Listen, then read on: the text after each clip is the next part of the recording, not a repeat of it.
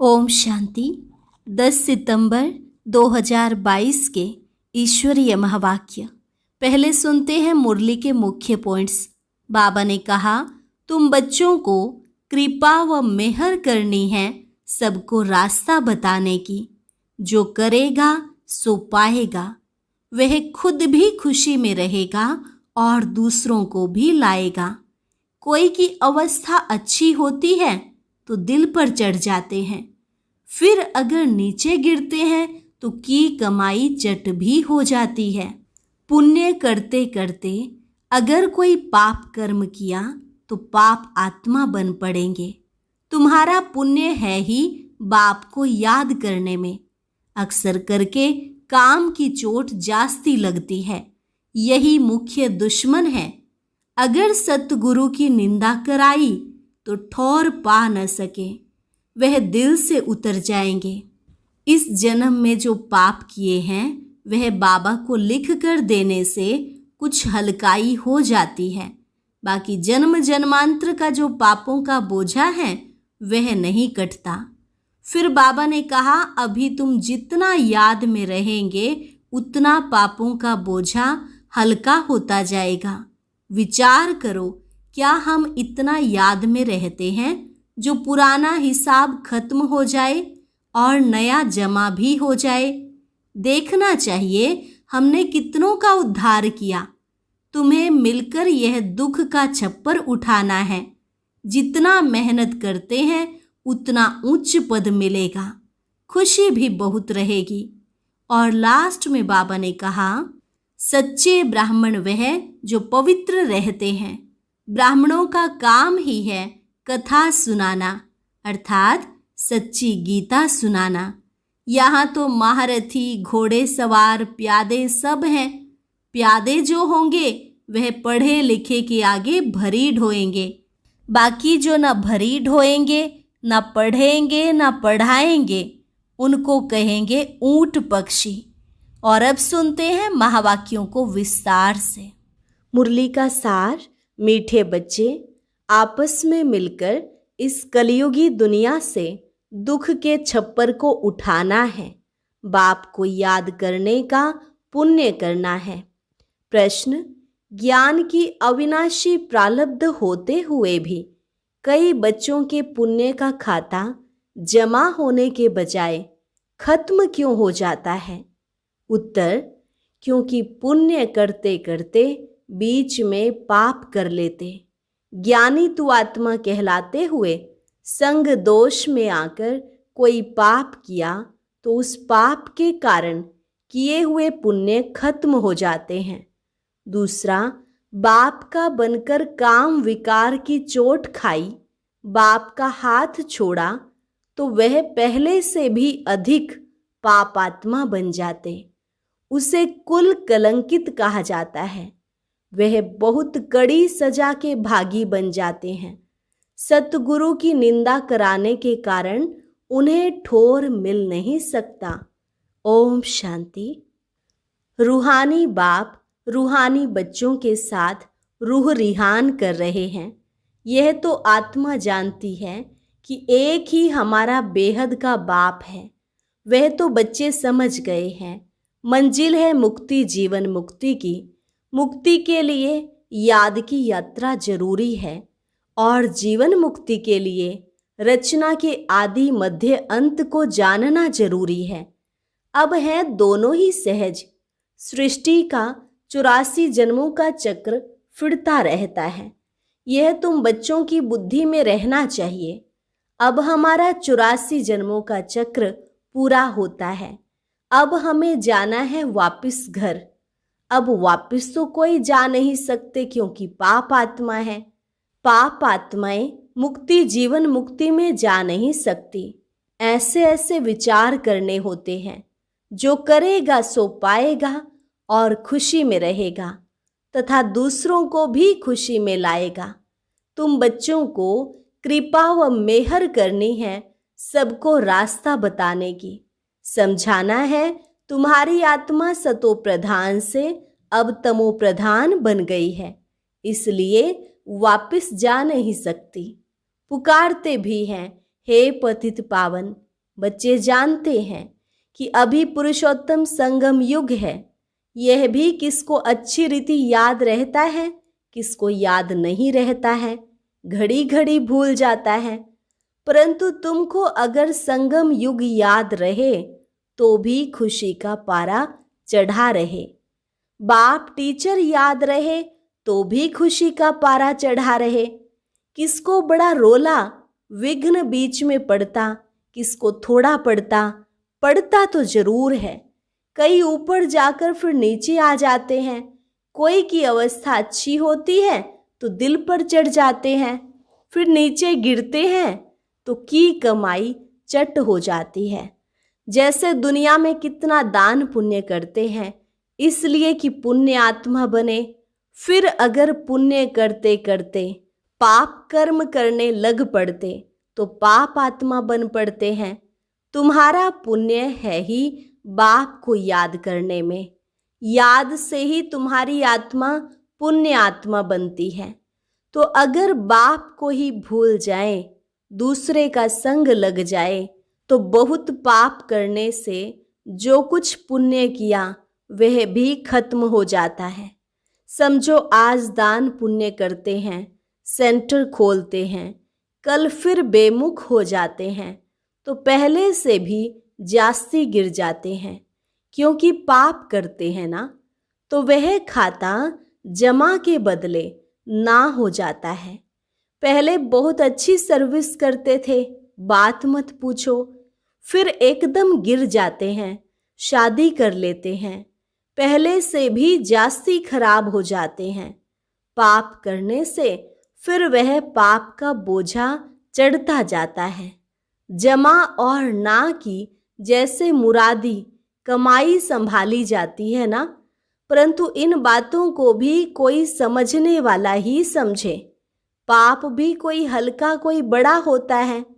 काम का सबसे कड़ा, क्रोध सेकंड, लोभ उनसे कम, मोह उनसे कम नंबरवार होते हैं। काम की चोट खाने से फायदे के बदले नुकसान हो जाता है, क्योंकि सतगुरु की निंदा कराई तो ठौर पा न सके, वह दिल से उतर जाएंगे। बाप का बनकर बाप को छोड़ देते हैं, फिर उसके कर्म पर भी होता है। कारण क्या? चल न सका। अक्सर करके काम की चोट जास्ती लगती है, यही मुख्य दुश्मन है। कब सुना क्रोध की एफिजी जलाई? नहीं, कामी की बनाते हैं। रावण ठहराना। बाप कहते हैं काम पर जीत पाने से जगत जीत बनेंगे। बिल्कुल हरा बैठे हैं तो जीत के बदले हार हो जाती है। बाप को बुलाते हैं, हे पतित पावन आओ, काम से बहुत पीड़ित हैं। फिर कहते हैं बाबा काला मुंह कर दिया। बाबा कहेंगे तुम तो कुल कलंकित हो। क्रोध व मोह के लिए ऐसे नहीं कहेंगे, सारा मदार है काम पर। बुलाते हैं, हे पतित पावन आओ। बाप आया है फिर भी पतित बनते रहे तो बाप क्या कहेंगे? साधु संत आदि सब कोई पुकारते हैं, हे पतित पावन आओ। अर्थ कोई नहीं समझते हैं। कोई मानते हैं कि हाँ आने वाला है जो नई दुनिया स्थापन करेंगे, परंतु टाइम बहुत लंबा दे देने से घोर अंधियारे में गिर पड़े हैं। ज्ञान और अज्ञान है ना।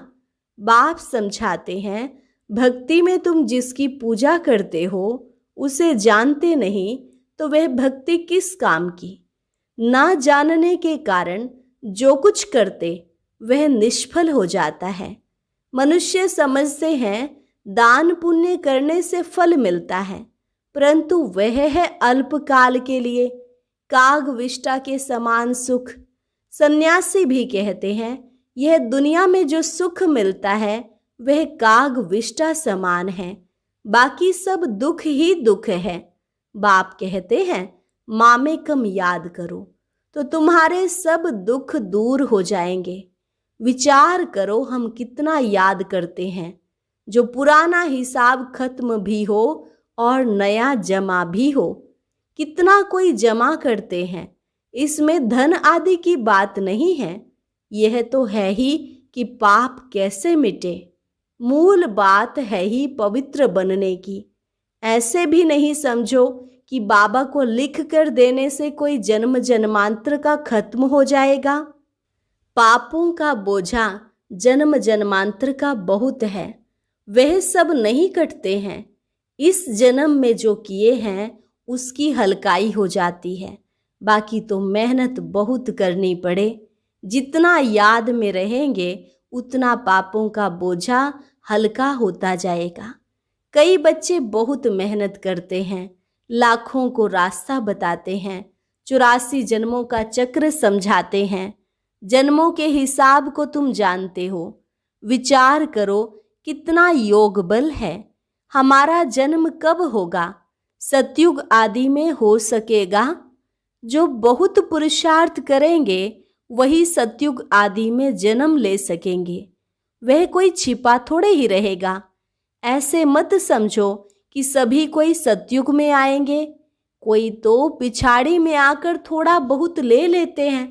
जो जास्ती कमाई करते हैं वह जल्दी आते हैं, कम कमाई करते तो देरी से आते हैं। इसलिए बाप को तो बहुत याद करना चाहिए और है भी बहुत सहज। जो अच्छी रीति याद करेंगे उनको खुशी रहेगी। हम जल्दी नई दुनिया में आएंगे। राजा बनना है तो प्रजा भी तो बनानी है ना। प्रजा ही नहीं बनाएंगे तो राजा कैसे बनेंगे?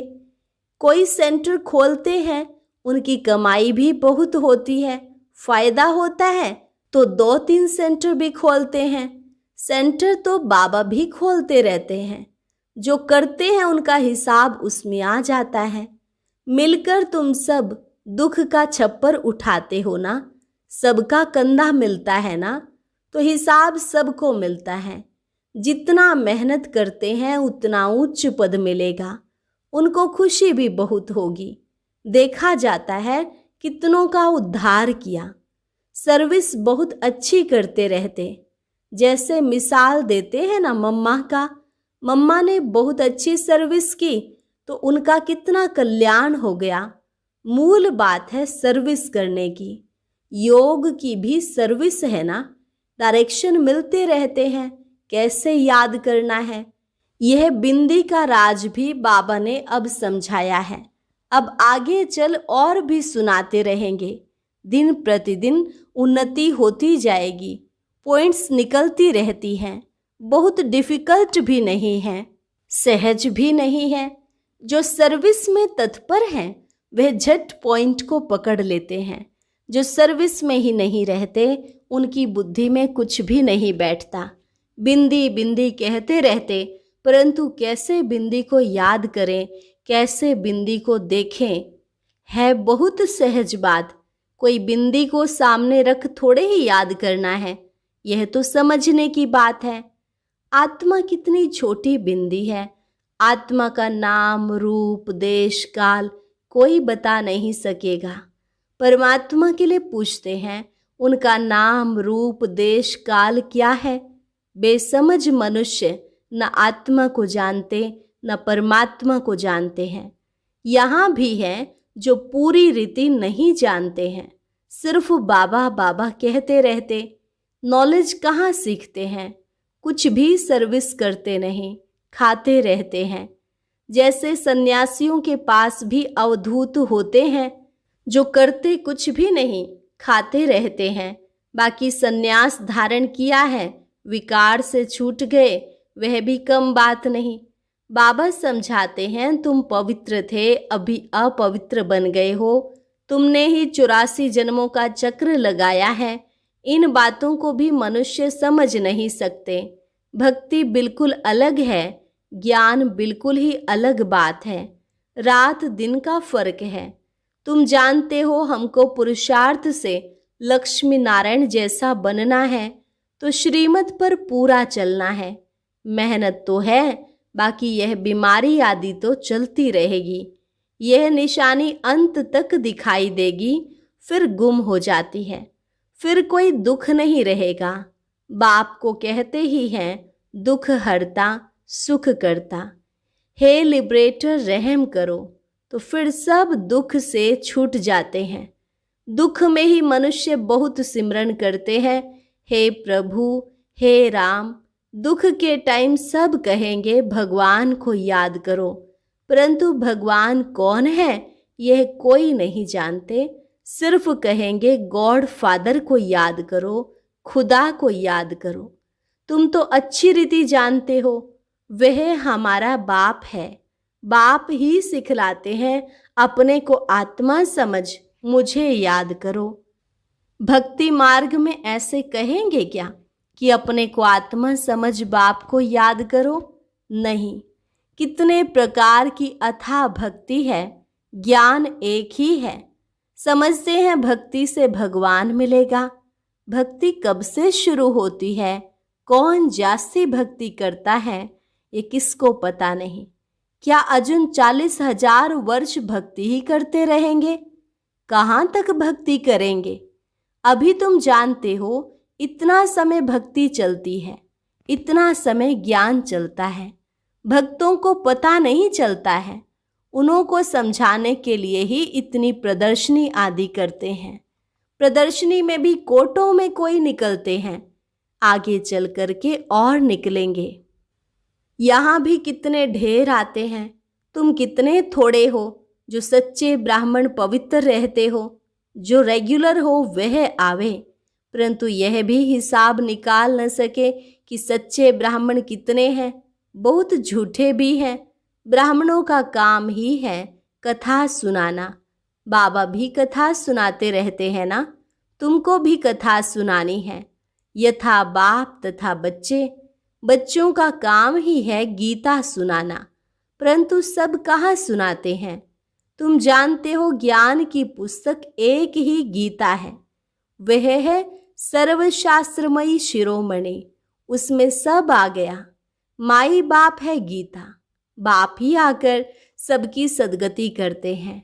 यह भी लिख सकते हो कि शिव बाबा की जयंती ही हीरे तुल्य है, बाकी सबकी जयंतियाँ कौड़ी तुल्य हैं। बाप को तो सब याद करते हैं। कलयुगी मनुष्य सत्युगी देवताओं की पूजा करते हैं। उन्हों को ऐसा बनाने वाला कौन है? एक बाप। परंतु यह भी समझा वही सकेंगे जो अच्छी रीति समझते हैं। कायदे मुजीब कोई समझाते नहीं हैं। बाबा कहते हैं हमारे कई बच्चे कंस्ट्रक्शन के साथ डिस्ट्रक्शन भी करने वाले हैं। महारथी, घोड़े सवार, प्यादे सब है ना, तो प्यादे क्या करेंगे? पढ़े लिखे के आगे भरी ढोएंगे। बाकी जो ना भरी ढोएंगे, ना पढ़ेंगे पढ़ाएंगे, उनको क्या कहेंगे? ऊंट पक्षी। अच्छा, मीठे मीठे सिकिलधे बच्चों प्रति माता पिता बाप दादा का याद प्यार और गुड मॉर्निंग। रूहानी बाप की रूहानी बच्चों को नमस्ते। रूहानी बच्चों की रूहानी बाप दादा को नमस्ते नमस्ते, गुड मॉर्निंग। धारणा के लिए मुख्य सार। पहली पॉइंट, बाप बिंदी है। इस बात को यथार्थ समझकर बाप को याद करना है। बिंदी बिंदी कहकर मूंझना नहीं है, सर्विस पर तत्पर रहना है। दूसरी पॉइंट, सच्ची गीता सुननी और सुनानी है। सच्चा ब्राह्मण बनने के लिए पवित्र रहना है। रेगुलर पढ़ाई जरूर करनी है। वरदान, सदा खुशी की खुराक खाने वाले और खुशी बांटने वाले खुश नसीब बेफिक्र भव। सदा खुशी की खुराक खाने वाले और खुशी बांटने वाले खुश नसीब बेफिक्र भव। ब्राह्मण जीवन की खुराक खुशी है। जो सदा खुशी की खुराक खाने वाले और खुशी बांटने वाले हैं वही खुश नसीब हैं। उनके दिल से यही निकलता कि मेरे जैसा खुश नसीब और कोई नहीं। भले सागर की लहरें भी डुबोने आ जाएं तो भी फिक्र नहीं, क्योंकि जो योग युक्त हैं वह सदा ही सेफ हैं। इसलिए सारे कल्प में इस समय ही आप बेफिक्र जीवन का अनुभव करते हो। सतयुग में भी बेफिक्र होंगे, लेकिन ज्ञान नहीं होगा। स्लोगन: सहज पुरुषार्थी बनना है तो सर्व की दुआओं से स्वयं को भरपूर करो। सहज पुरुषार्थी बनना है तो सर्व की दुआओं से स्वयं को भरपूर करो। अच्छा, और अब सुनते हैं आज का अव्यक्त ज्ञान मोती।